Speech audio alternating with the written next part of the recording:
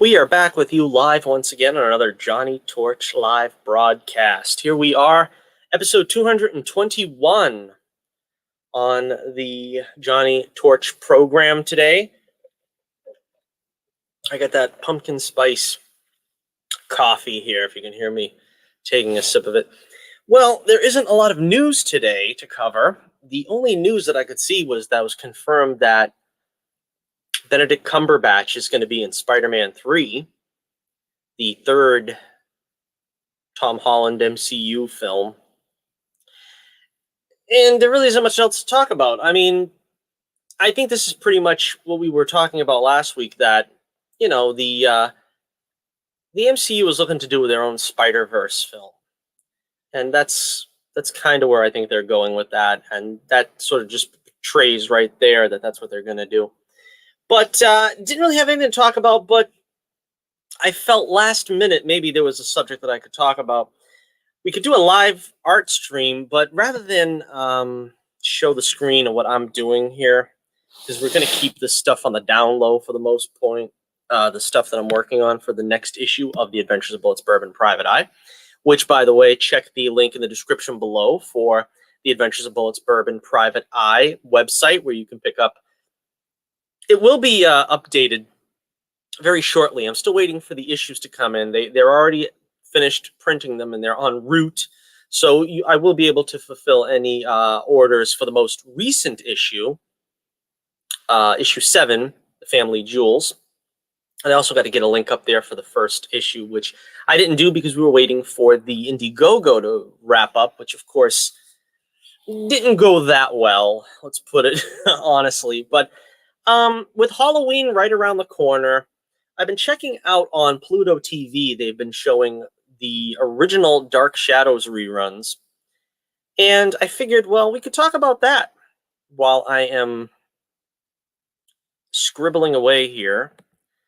And while I'm doing that, like I said, I'll try to get some images up here that might be a little more interesting to look at than just my icon. All right, so I'll be working on the latest issue, which is issue 8 of The Adventures of Bullets, Bourbon, Private Eye. I want to thank also all the many new subscribers I've been getting. Very, very appreciative.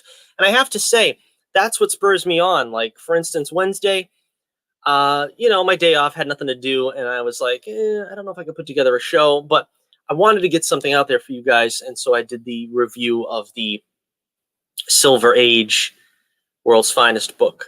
Because the more subscribers I get, and I see the views are going up too, I am more inspired to do more work. Because, you know, let's face it, when I do an hour broadcast and I see I've got 3 views, you know, it's kind of disheartening. But now that I'm getting a dozen views on some of these live streams, it's a lot more rewarding to feel like I can do a show and know that I'm not really just wasting my time. So we're going to talk about Dark Shadows. I don't know how many of you out there have watched the series.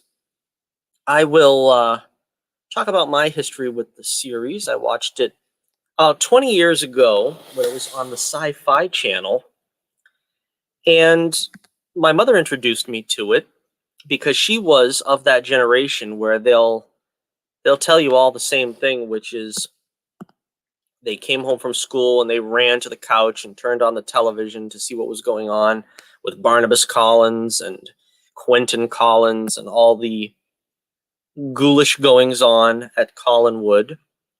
And so when the show came back on the Sci-Fi Channel, it was a chance for her to watch it again and relive the show. And of course, she shared it with the rest of us kids. And, you know, I was a teenager at the time, and it was, you know, pretty much right up my alley. It was a soap opera, but it basically took its cues from Universal horror, maybe a little Hammer horror, and some of the Gothic literature of the time. Things like, well, you know, like Wuthering Heights, Rebecca, and all those kind of things, Jane Eyre. And, of course, whenever talking about Dark Shadows, one has to talk about the great legendary Jonathan Frid, who basically reinvented the vampire genre. Up until then, vampires were basically boogeymen, and they were the bad guys, and they basically wanted to have their way with the pretty young ladies and so on and so forth, but there really was no substance to them as characters. And then comes along Barnabas Collins, and his whole shtick was that he didn't want to be a vampire. He was cursed with it, and he wanted to be rid of the curse. And this is the first time that a vampire was portrayed reluctant and eventually heroic. Of course, they didn't get there all at once. It came in stages. Of course, originally the idea was that Barnabas would be the heavy for a few weeks, and then they would do away with him and then move on to other stuff because the show was, floundering.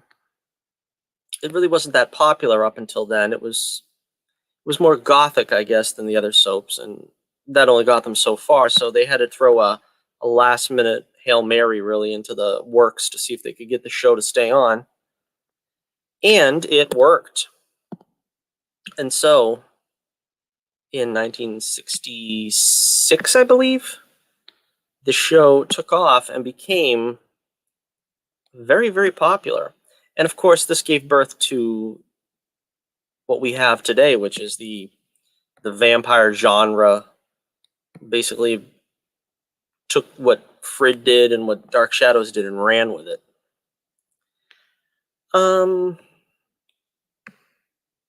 course, another element was I seen the original, the original episodes of the show before they went horror and dark like this, and it really isn't bad, but there really is nothing special about it, and I think that's the reason why when you see most of these collections, they'll start with the Barnabas era. They don't really start at the beginning. They have like a separate collection that's called The Beginning. And so Pluto TV is running it, but I don't think they have all the episodes.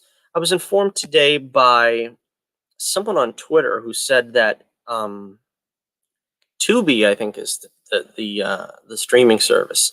It's a free streaming service, as far as I'm aware, actually has all the episodes, including the pre-Barnabas ones.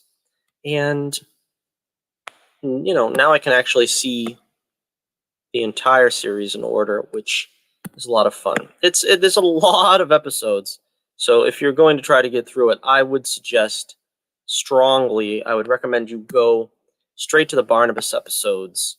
And the interesting thing that the show did was it was very much a time-traveling show before that was particularly hip. You know what I mean? Before that was cool, Dark Shadows was doing it.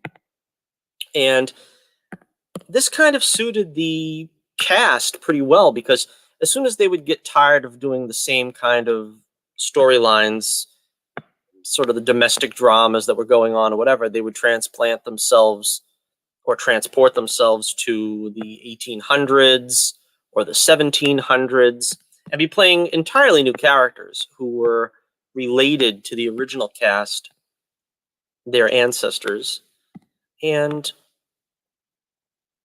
they would play in that sandbox for a good, 8 weeks, something like that, maybe 10 or 12 weeks, and then they would go back to the present and pick up where the original storyline let off. Okay, so of course we've got the three main characters here. This was Barnabas, Angelique, and Quentin. And they became the popular mainstays after Barnabas joined. Angelique, of course, was played by the lovely Lara Parker. She was the witch that Barnabas done her wrong. And I give a lot of credit to Lara Parker for making a ruthless, selfish agent of the devil as endearing as she was, because I always kind of felt that Angelique just needed a hug. I think she needed a hug from the right fella, and she probably would have been all right, but unfortunately, Barnabas would have none of it. He did not like the way she, it was a cautionary tale that she kind of would not let him be. And so that was very interesting. Of course, Quentin was played by the remarkable David Selby. He was, I think, a third season. I'm not sure exactly how they broke it down, but he was sort of a mid-show addition. And he brought with him the Wolfman storyline. It didn't start with him; it started with Chris Jennings, but that was sort of an important part of the storyline as well, because you can't have the vampire without the werewolf, and they didn't wait too long for bringing in the werewolf. Also, they did their own version of the Frankenstein story. See, I can move things around here and give you a couple of different things to look at. Adam, that's the Adam storyline. You have Adam in the back where Angelique was impersonating, I guess, a new personality, Cassandra, and she had the dark hair. And Nicholas Blair there on the left, which was sort of, he was sort of the real villain. He was always trying to get Angelique in trouble. And the Adam storyline was pretty good, I thought, up until then. They tried to do the Bride of Frankenstein, and that's kind of where they got off the rails, I think. And it kind of dragged on a little bit. But yeah, it was they played it straight, and then they kind of got rid of Adam, and you don't really know what happened to him. They just forgot about him. They were like, yeah, his story's over. Let's just... Which in a way is good, because you keep your characters around so that you can do something with them later, even though they never did anything with him later. And then, of course, they had the origin story, which was, I thought, probably the best of the flashback stories, which is the origin of how Barnabas became a vampire. Now, that was a little bit easier for them to do because they actually had a beginning, a middle, and an end. They kind of knew where Barnabas had to end up, and they could tweak a little bit of the story, and they did. But with the other stories, like Quentin's origin and the Adam storyline, you could tell they kind of meandered near the end, and they had to kind of sort of right the ship before too long because it was getting out of control. But for the most part, they did that well. The difficulty came, I think, post, or maybe some would say during, the Leviathan storyline. Now, the Leviathan storyline is controversial, kind of, because a lot of fans didn't like it. And I think on paper, it should have played better than it really did, because they had sort of an ambitious storyline with a Lovecraft type flair, because they'd already gone through pretty much all the the classic horror tropes. I think the only thing they didn't do was the Mummy. They probably could have done something with a mummy. I don't know. I can see Professor Stokes having a mummy exhibit or something, and they could have that thing running around. I don't know. There's only so much they could do with that, I suppose. So the Leviathan storyline, it gave Carolyn the spotlight, which I thought was pretty good. So I didn't hate it entirely, but part of the problem was it was a very, I don't know, kind of an obscure thing to be trying to do. They had a villain that you really couldn't see, a monster that you couldn't see, I guess. They had uninteresting side characters introduced. And the plot, though, was kind of interesting, having Paul Stoddard return, Carolyn's father, and trying to play up what had happened to him and how he had somehow been sort of duped by the Leviathan cult. And then, of course, you had Barnabas, who was like taken over by the Leviathan cult. And it's one thing to make Barnabas the villain, but it was kind of done so esoterically that nobody quite knew what to make of it. Again, it's like they didn't think it out too well.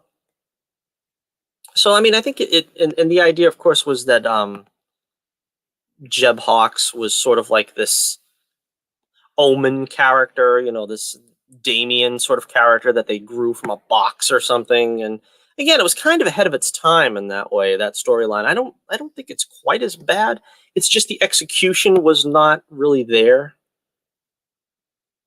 But the idea that he sort of grows up and he's some kind of a Collinsport antichrist, I guess. I don't know. But that was pretty interesting. And like I said, they kind of just went off the rails with it, as they are wont to do. Carolyn was sort of the Mary Jane Watson of the show. She was my favorite of the young and the young lovelies of the show. And Vicky Winters was sort of the Gwen Stacy. It's like they really didn't have no idea what to do with her other than to make her sweet and young and naive and and Barnabas, the apple of his eye. But unfortunately, the storylines really weren't there for her. And when she was called upon to be the star of the show, she really didn't know what to do with, they didn't really know what to do with her because she wasn't allowed to be privy to the information that the other characters had. And it made for a pretty unsatisfying experience for the actress, Alexandra Moakley, I believe is how you pronounce her name. And she ended up leaving the show. And I believe she was asked back, and she said she'd only come back if she could play a villain.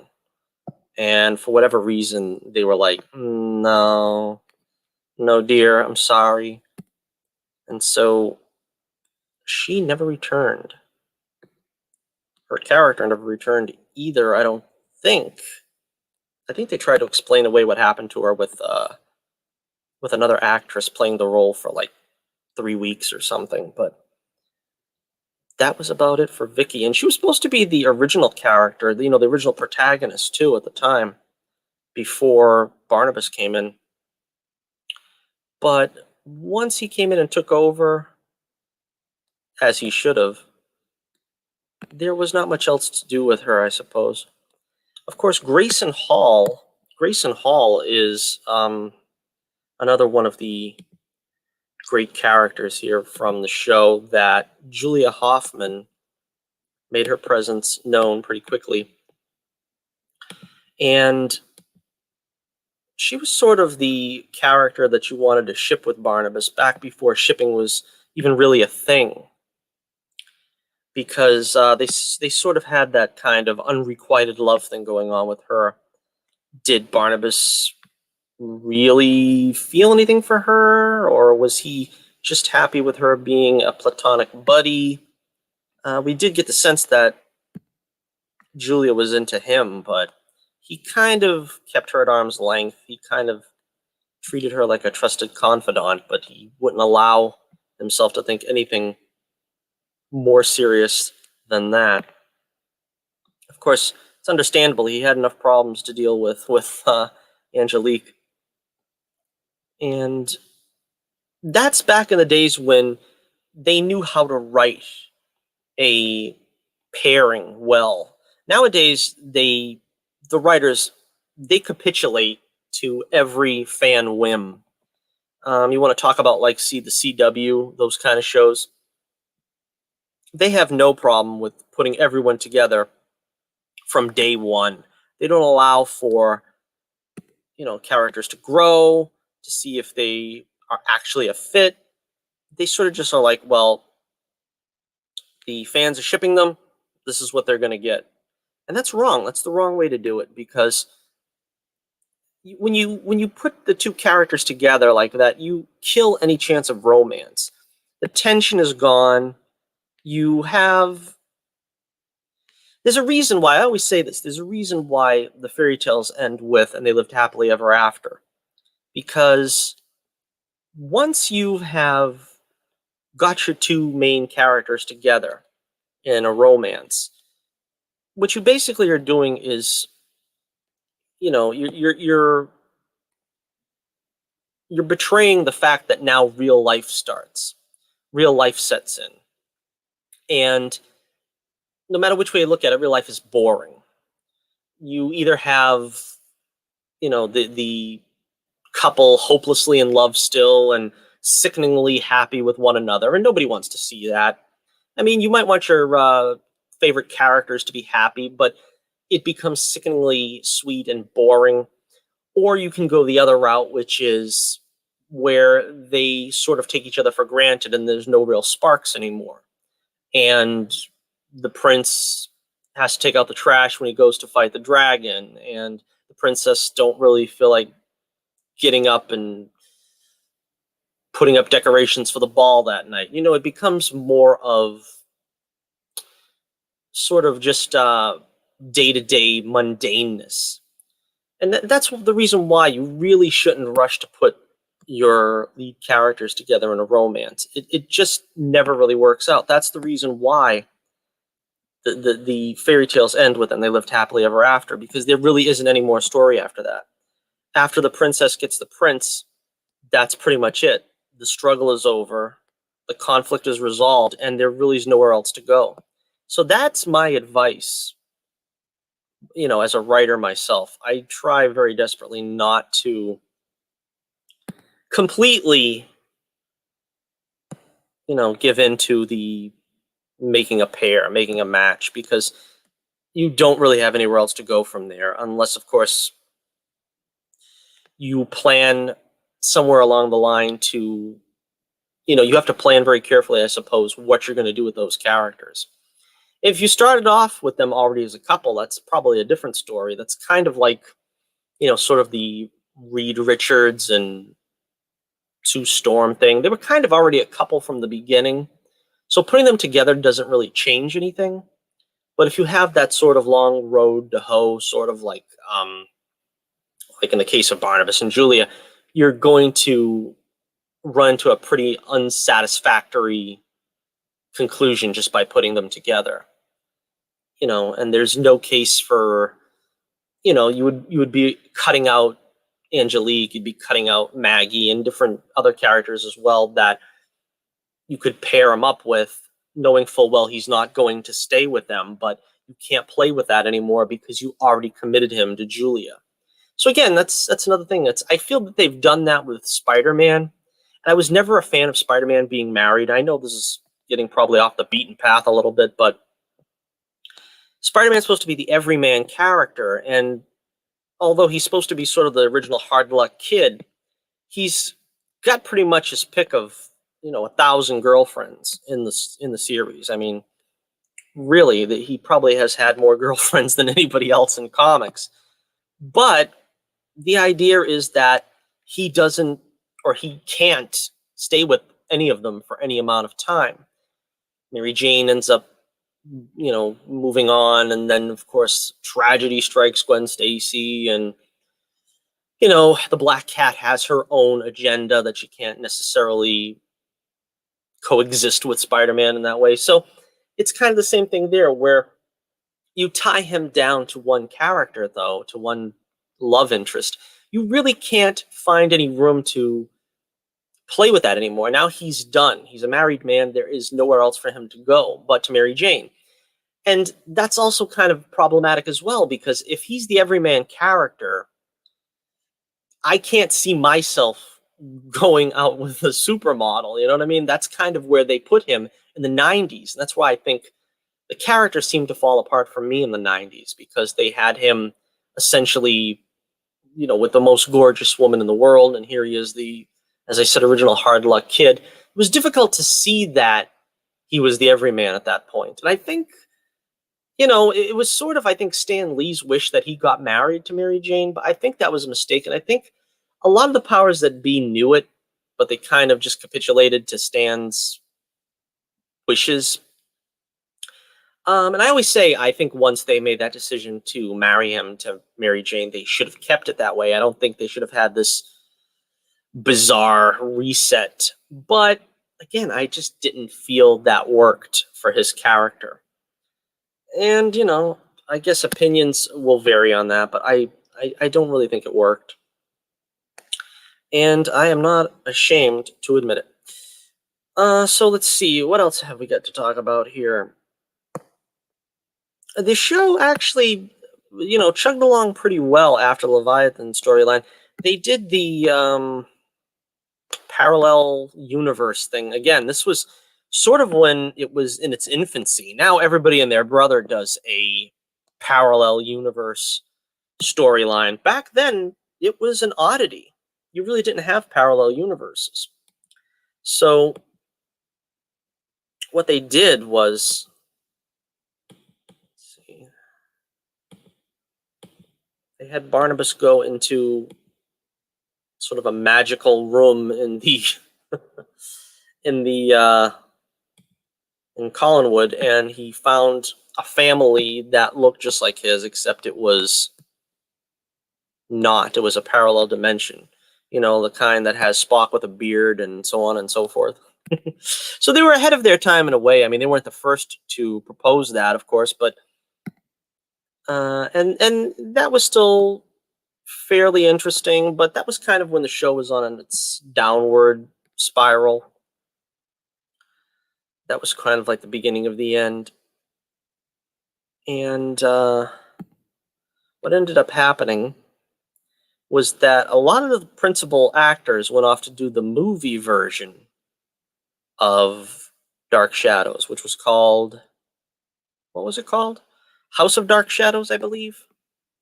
House of Dark Shadows and Night of Dark Shadows. I'm getting confused which was which. The sequel was, I believe, Night of Dark Shadows. And they got all the primary characters back, all the primary cast, including everybody but Angelique and Quentin, I think, was in it, pretty much of the starring players. And the movie was terrible, in my opinion. I know it's going to have its fans, and I know they might not like to hear that, but honestly, what they did was, and originally when I saw it on television, I had high hopes because I figured, oh, well, this is basically just going to be a big budget retelling of the best parts of the show with,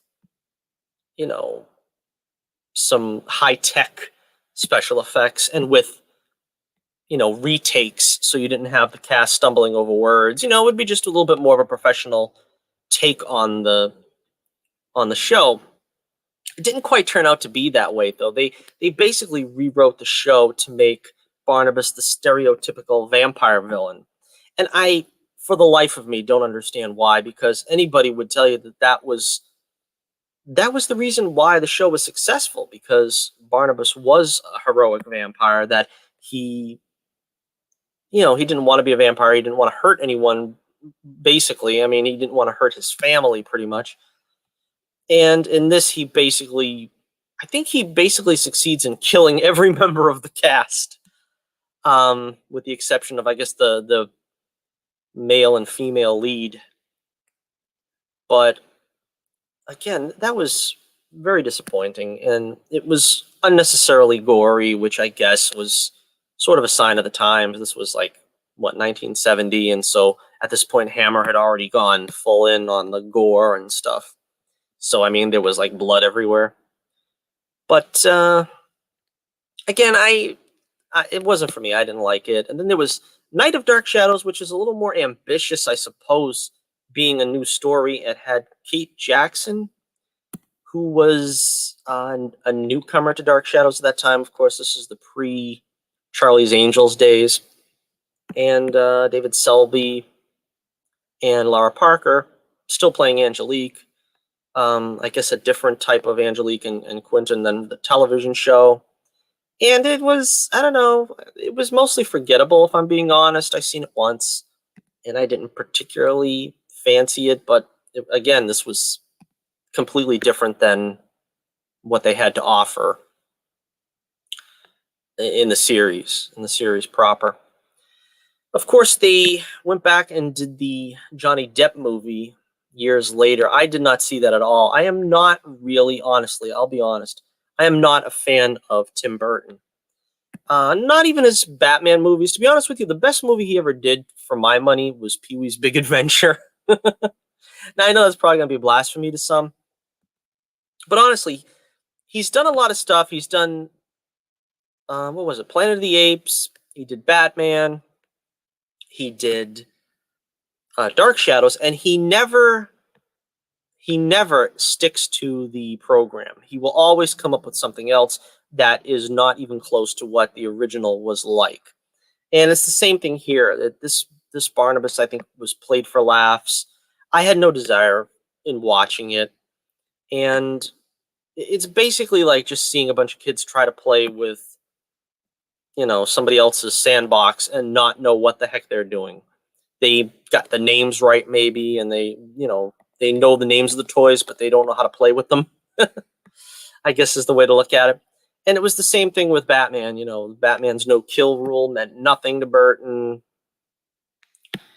And I don't hate the Burton Batman films per se, but they were sort of, to me, an Elseworlds type version of Batman, and I couldn't honestly take them seriously as canon. And then I imagine it's the same thing with this Burton take on Dark Shadows. I have no interest in watching it, honestly. They did do a rebooted series, I believe, in the early 90s. I've never seen any of that either. And again, this is another thing where I don't know that I would ever want to see Dark Shadows rebooted. It's tough because on the one hand, I think if they did it right, you probably could have an interesting show, but it's difficult because a lot of what made the series appealing was its cast. You can't really easily replace Jonathan Frid. It just doesn't happen. And Laura Parker and David Selby. It's a tall order to try to replace those actors in those parts and having people play them the same way. Because the other aspect that's difficult to recreate is the fact that the show was very seat of its pants, probably quite literally, where they were making things up on the spot, and it was endearing that the characters would stammer out a line that they couldn't remember exactly, or stuff like that. And you're not really going to get that nowadays, because I suppose even in that day, people would laugh at it and think it was juvenile or something, that you're making a mistake in keeping it in the show. But, I kind of reject the thought that Dark Shadows was camp, though. Camp was sort of like the Batman TV show of the 60s, where they kind of knew that it wasn't to be taken totally seriously. This, they're taking it as seriously as they can. It's just the outward mechanics, so to speak, are what's not serious. What's not up to snuff is the human element, that you can't honestly learn a script in the afternoon and do it accurately 2 hours later, or something like that. It's not really their fault, the actors or the crew. Well, it's sad that we've lost a lot of the cast members by now. Jonathan Frid passed on in 2012. John Carlin, who played Willie Loomis, passed on earlier this year.